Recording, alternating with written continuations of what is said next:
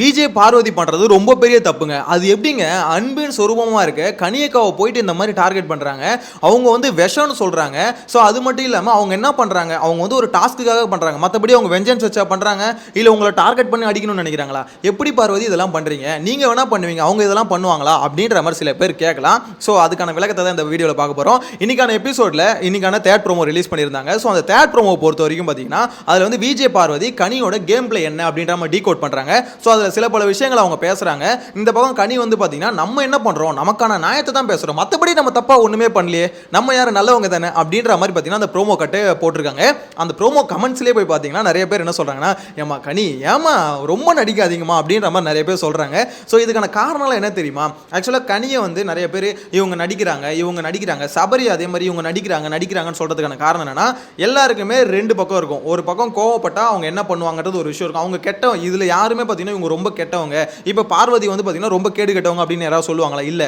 அவங்க ஆக்டிவிட்டீஸ், அவங்களோட எப்படி சொல்றது, ஒரு ஆட்டிடியூட் வந்து சரியில்லை, அவங்க பேசுகிற விதம் சரியில்லை அப்படின்னு சொல்லுவாங்களே தவிர, நாளைக்கு பார்வதி வந்து பார்த்தீங்கன்னா இந்த உலகத்தில் வாழக்கூடாத தகுதி இல்லாத ஒரு உயிரினம் அப்படின்ற மாதிரி யாராவது சொல்லுவாங்களா? இல்லை. ஸோ இதில் வந்து பார்த்தீங்கன்னா இப்போ கனியோட ஃபேஸ்லேயும் அதே தான். கனி வந்து பார்த்தீங்கன்னா இங்கே வந்து எல்லாருக்கும் நல்லவங்களாம் வீட்டுக்குள்ளே தெரியுறாங்க. அதே மாதிரி வெளியே நிறைய பேர் பார்த்தீங்கன்னா நல்லவங்களாம் அவங்கள பார்த்துருக்காங்க. நானும் குக்கு தூக்கு கோமாளி பார்க்குற வரைக்கும் அப்படி தான் இருந்தேன். இப்போ பிக் பாஸ்லையும் கிட்டத்தட்ட அப்படி தான் இருந்தேன். கனினா இப்படி தான் இருப்பாங்க அப்படின்ற மாதிரி.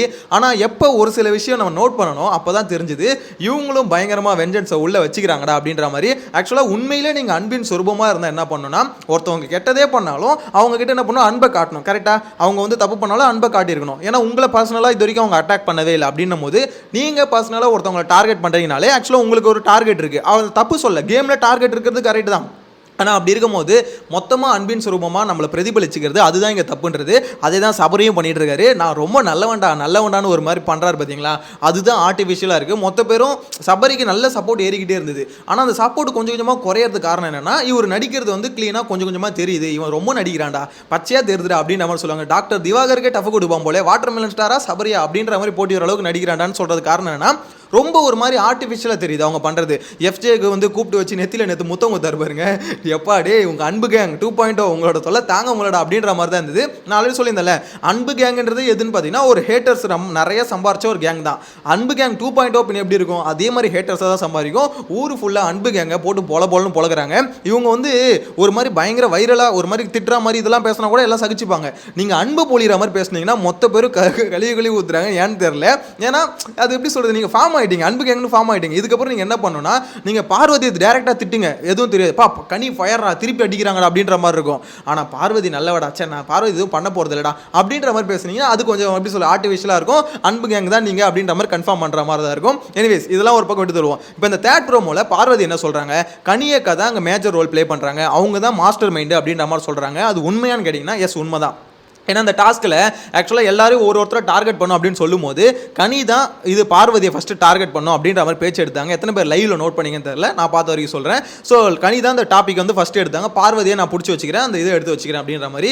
அவங்களுக்கு பார்வதியை பிடிக்கல, ஓகேங்களா, யாருக்குமே பிடிக்காது. ஏன்னா அவங்க பண்ணுற வேலை அந்த மாதிரி இஷ்டத்துக்குன்னு பேசுறது புலம்போது இதெல்லாம் இருக்குன்னு வச்சுக்கோங்களேன். எனிவேஸ் அவங்களுக்கு பிடிக்கல. ஸோ அதனால் அந்த போர்டு எடுத்து வச்சுக்கிறேன். அவங்க தான் மாஸ்டர் மைண்டு ஃபஸ்ட்டு எக்ஸிக்யூட் பண்ணது, பார்வதியை பண்ணணும்னு சொன்னது. ஸோ அதுக்கப்புறம் தான் அவங்க டீமுக்குள்ள ஒரு மைண்ட் செட் வந்தது, ஓகே பார்வதி அட்டாக் பண்ணிடலாம் அப்படின்ற மாதிரி. ஏன்னா பார்வதி அட்டாக் பண்ண வேண்டிய அவசியம் இருக்கான்னு பார்த்தீங்கன்னா, அந்த டாஸ்க்கை பொறுத்த வரைக்கும் ஸ்பீடாக ஓடி போய் எடுக்கணும். பார்வதி அந்த அளவுக்கு ஸ்பீடாக ஓடுவாங்களான்னு கேட்டால் உங்களுக்கே பதில் தெரியும், அதெல்லாம் இல்லை. அங்கே ஸ்பீடாக ஓடுறது யாருன்னா சுபிக்ஷா ஓடுவாங்க, அதுக்கப்புறம் வியனா ஓடுறாங்க, வினோத் ஓடுறாரு, இவ்வளோ தான். அங்கே ஸ்பீடாக ஓடுறதே இவ்வளோ தான் வச்சுக்கோங்களேன். ஸோ அப்படி இருக்கும்போது இவங்க 3 பேரில் ஒருத்தர் தானே டார்கெட் பண்ணியிருக்கணும். அந்த டாஸ்க்கு பேஸ் பண்ணி நீங்கள் டார்கெட் பண்ண அவங்கள தானே பண்ணியிருக்கணும். ஆனால் பார்வதி ஏன் டார்கெட் பண்ணுறாங்கன்னா, அவங்களுக்குள்ள இருக்க ஒரு இது, ஓகே இவளை அடிக்கணும்டா, முதல்ல இவளை அடிச்சு உட்கார வைக்கணும் அப்படின்ற ஒரு எண்ணம் உங்களுக்கு இருக்குது.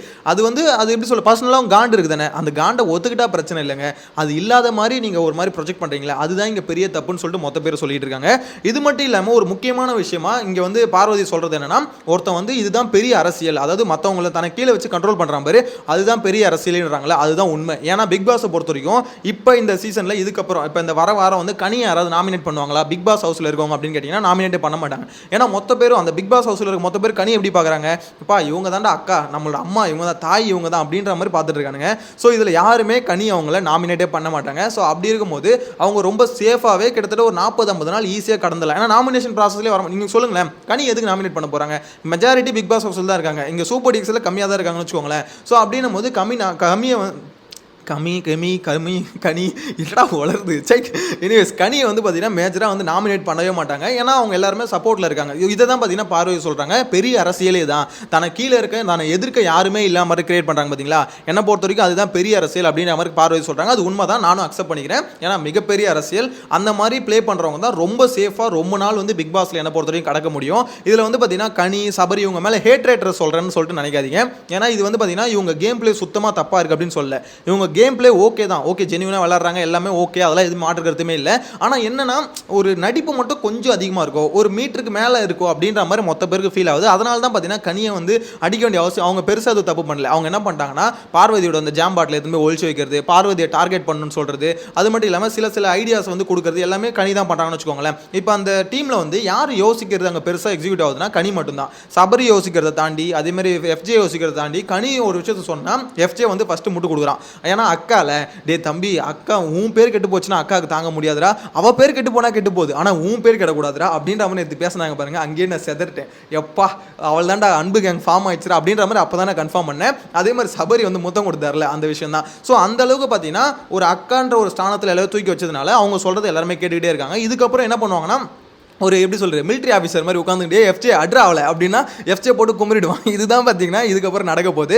ஸோ இதை தான் பார்த்தீங்கன்னா பார்வதி கெஸ் பண்ணி சொல்லிட்டு இருக்காங்க. ஆனால் பார்வதி கிட்ட இருக்க பிரச்சனை தெரியுமா, நீ கெஸ் பண்ணுறது யோசிக்கிறது எல்லாம் ஓகே தாம்மா, ஆனால் உன்னோட ஆட்டிடியூட தயவு செஞ்சு மாற்றிக்கும் அப்படின்ற மாதிரி தான் மொத்த பேர் சொல்கிறாங்க. ஏன்னா பார்வதிக்கு இப்பயும் சப்போர்ட் இருக்குது, ஏன்னா அவங்க மூலியமாக கண்டென்ட் வருதுன்னு சொல்லிட்டு சப்போர்ட் பண்ண தான் செய்கிறாங்க. அப்படின்னும் போது நீங்கள் என்ன பண்ணணும், நீங்கள் உங்களுக்கான ஒரு கேம் ஸ்ட்ராட்டஜியை வந்து மாற்றணும். நீங்கள் எடுக்கிற விஷயம் இருக்குல்ல, அதாவது நான் வந்து அந்த கிச்சன் ஸ்டேஜ் மேலே உட்கார்றது, அப்படி இல்லைனா இந்த மாதிரி வந்து கேம் நடக்கும்போது அந்த டாஸ்க்கை வந்து அந்த ரூல்ஸை பிரேக் பண்ணுறது, இதெல்லாம் பார்த்தீங்கன்னா உங்களோட ஸ்ட்ராட்டஜி. இதை வச்சு நீங்கள் உங்களை அடிக்கவே முடியாது, மக்கள் தான் உங்களுக்கு அகேன்ஸ்டாக திரும்புவாங்க. நீங்கள் அடிக்கணும்னு நினச்சா உங்களுக்கு இருக்க ஒரே ஆப்ஷன் நீங்கள் வந்து கரெக்டான பாயிண்ட் எடுக்கணும். இதை வந்து திவாகரே பார்வதிக்கு அட்வைஸ் பண்ணார். பார்வதி நீ எல்லாம் பேசுகிற, நீ வந்து எதுவும் வார்த்தையை விட மாட்டேற, எல்லாமே ஓகே, ஆனால் தயவு செஞ்சு நீ எடுக்கிற ஆயுதத்தை கரெக்டான ஆயுதமாக எடு.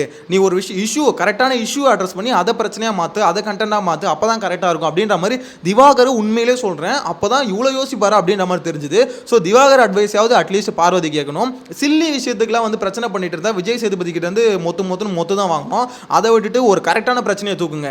கரெக்டான பிரச்சனை, ஒரு டாஸ்கில் அவங்க தப்பு பண்ணுறாங்களா, ரூல்ஸை பிரேக் பண்ணுறாங்களா, அதை எடுக்கணும். அதை எடுத்து அடிக்கிற அடியில் அது ஒரு பெரிய இஷ்யூவாக மாறணும். அதை விஜய் சேதுபதி கேட்பாரு, ஓகே நான் இந்த பொண்ணு பக்கம் இருக்கு, பாமா அவங்க தப்பு பண்ணிட்டாங்க, ரூல்ஸை பிரேக் பண்ணிட்டாங்க, ஸோ அப்படின்னும் போது இதை பிரச்சனையாக மாற்றலாம் அப்படின்ற மாதிரி இருக்கணும். அப்படி இல்லை சபரி மார்க் பண்ணுறாங்க, இல்லை எஃப்ஜே மார்க் பண்ணுறாங்க அப்படின்னா அதை போய் கேட்கணும். அதை விட்டுட்டு நீங்கள் மார்க் பண்ணக்கூடாது, மற்றவங்களை ட்ரிகர் பண்ணக்கூடாது.